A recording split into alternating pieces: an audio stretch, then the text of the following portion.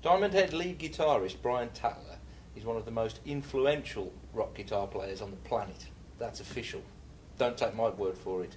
Ask Lars Ulrich from Metallica, who formed his band after he spent a little bit of time hanging out with Brian right here in Stourbridge.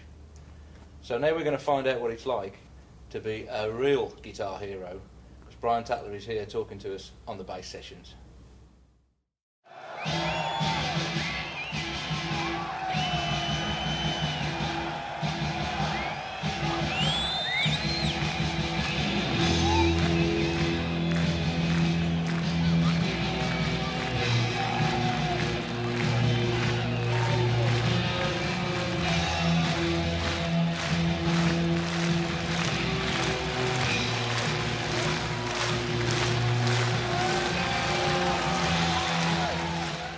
So Brian,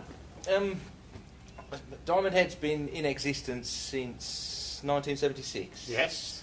And I think it's fair to say the band's had some ups and downs in its career. What, for you personally, would be the high point and the low point? Okay.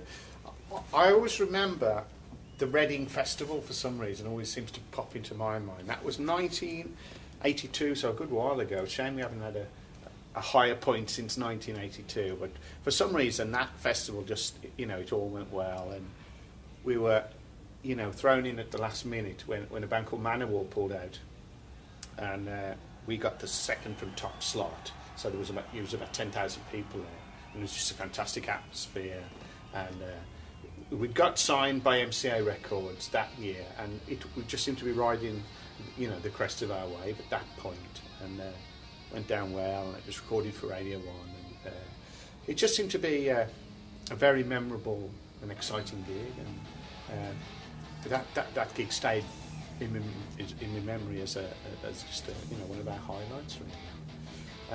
I mean, as for downsides, what did you call it, downlights, or Sort of a low lights? There's the one or two low points. Yeah, low points. There's been one or two. I mean, the band splitting up, really, I suppose, is always a low point, because you've got to figure out what am I going to do next. I mean, I went into I started to be a recording engineer in 1985 after the band broke up. But it's usually things like that, or just the frustration of trying to get something finished, or you start an album and it's all full of good intentions, and it's going along nicely, and then things start going wrong, and you end up. I like to get a project, I like to see it from A to B, get it finished, and wrapped up with a little bow, and then move on to the next project. But when it drags on for a couple of years or something, it just can become so frustrating that that's probably when I've had low points, and when you just don't know what to do next. And again, it feels like the thing's going to fracture. That people are not talking to each other, and it's bad vibes. And so we've had a few of them. The local gig is Birmingham at the Academy. No, sorry, the Asylum. Big difference. Mm-hmm. The Asylum in Hockley. That's on Thursday, the 2nd of December. That's our local gig. I mean, we're only playing 3 dates in the UK. One is that one, Birmingham. Then we're doing the Hard Rock Hell gig on the Friday, the 3rd, which is that annual event. And then on the 4th, we're doing a gig in Northampton called The Attic. And then the other dates we've got some in Ireland. We've got 4 in Ireland. We've got Italy coming up, and then Norway, Germany.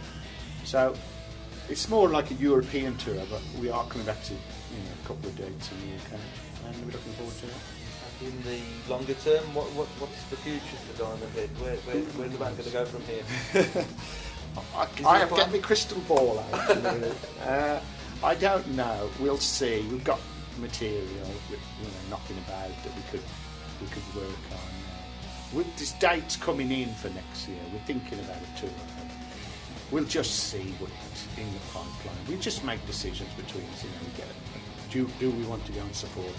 We did a tour with India that comes in here, so yeah, we want to do that, and we just make it happen. But that's what we're going to do. So we'll just wait for the next opportunity. Of course, all the details will be on the Diamond Head website, which is www.diamondhead.com. Diamond-Head. Of course, people can also order a copy of the book, which is well worth a read, and it goes into a really personal story about the way that a band can rise and fall Yes. in the way that Diamond Yeah, is. it's not an average book. I always think is the success story of they've sold 1 million records and they've got won a Grammy, this, that, and that. But if you've got a band who didn't sell 1 million records and struggled with the times, that can be a reality as well. You don't all make it. Just because you've got some talent, you're not necessarily going to make it. So that probably comes out. I think it can be a struggle. It's not all glamour. There's times when you're in the transit band. It can be fun on the way up, but you need some longevity. You need to keep at it sometimes. It's not all 5 star. Well, thank you ever so much for taking the time to talk to us, Brian. You're welcome. Thank you. Thanks very much indeed. That's Brian Tatler talking to Martin Smith on the bass session.